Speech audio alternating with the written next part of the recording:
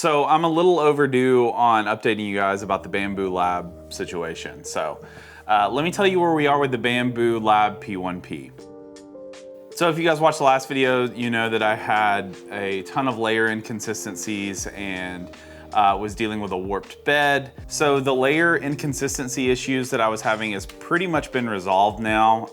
It required a lot of different tuning inside of the slicer. That being said, I found that there's some calibration that needed to take place in order for me to get the best quality print possible on default settings, though I still don't think the default settings are the best way to go in BAMBU Studio. So if you guys are familiar with GitHub at all, then you know that you can host your source code there.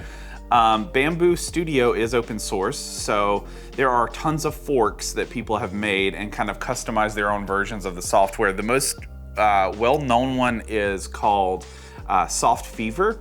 And with that fork, they added some really good calibration features built into it. So I was able to take advantage of some of those. And that seemed to really help out with the issues I was having.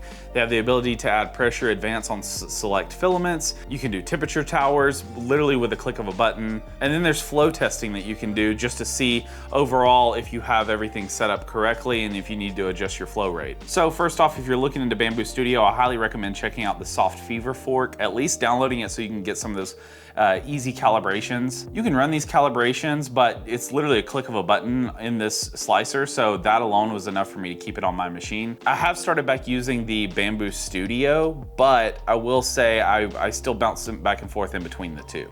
And by the two, I mean Soft Fever fork and then the vanilla BAMBU Studio. So since I was getting more consistent layer lines and prints were completing with no issues, I felt confident enough to start making some longer prints. Some of my longer prints I've done now has been up to about 15 hours per print. And I've put a lot of hours into this machine. Like, I've honestly been keeping it going for quite some time now. I'm starting to think that there is a break-in period with machines too, specifically with anything that's ran through belts. I feel like over time the belt kind of wears into place and it just starts to be more consistent.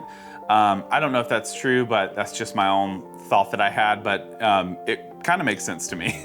After I got some of the prints done, I realized I really wanted to start utilizing some of the early bird gifts that I got with the P1P, so I went ahead and installed the light as well as the auxiliary fan. I highly recommend checking out some other people's videos if you start to set these up, because the ones that BAMBU provides isn't really as in-depth as I would like. And as a matter of fact, there are some inconsistencies about what they are showing on their video and what your machine actually looks like, or the parts that they've sent you. As far as my open ticket that I had about the warped bed, I haven't heard back, though they did post an update, which I linked in a comment in my last video, but just for posterity, I'll mention it here. They know that it's an issue, they know there's some quality issues, and they're actively trying to work to make sure that these are resolved. I do expect to have a new bed within 4 weeks of when I put in the ticket. So that means I should hear back roughly around the middle of March. So we're getting kind of close. We're in March 3rd. So I'm hoping probably by like March 15th to the 17th, somewhere around there, I'll hear back.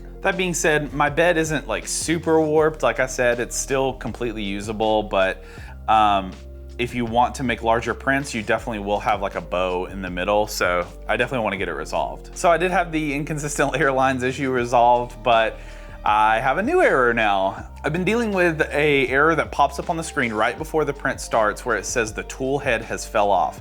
I had started a print, I had went to my computer, started working, went and checked on the print, and I was like, man, it hasn't even started. It's been like 30 minutes. And I take a look and I've got a notification saying HMS something, something, something, the tool head has fell off, please replace it, or something like that. So went and looked at the tool head, perfectly fine, no issues. So I hit retry, it went, tried to wipe itself, came back, and said the same thing, said the same issue. So I was like, okay, this is weird. So since the tool head isn't magnetically on, I just pulled it off and just checked to make sure there was nothing like hitting the magnets or anything, and replaced it back, and it printed fine. So I thought nothing of it. I was like, man, maybe that was just like a bug or something. So I went ahead and finished that print, started another one later that day, and lo and behold, same issue popped up. Super frustrating. So I knew there was something else going on here, so I went and looked online. On Bambu Labs, they tell you to tighten down all the bolts on the inside of the tool head, as well as like reseating some cables. That seemed to not work for me, as at least the tightening down part. So I went ahead and opened up a support ticket just so it's logged and that they are aware I'm having yet another issue with the machine. But I went ahead and tried to reseat the cables yet again, and it seems to be resolved. I've had 3 days now of no print issues, so who knows, maybe the cable, the ribbon cable just like came off a little bit and it wasn't getting a nice connection, who knows. But if you look on Reddit, a ton of people are having this issue, so hopefully it is a software glitch that does get resolved and that the sensors are just being overly sensitive or something. So this is where I am with my Bambu Labs P1P journey. To be honest with you, I've gotten some insanely good prints off this machine now that I've got it tuned in. And yes, there are a few headaches that I'm still dealing with, but overall, I love the features and I love the machine. I think that it's a solid machine for $600.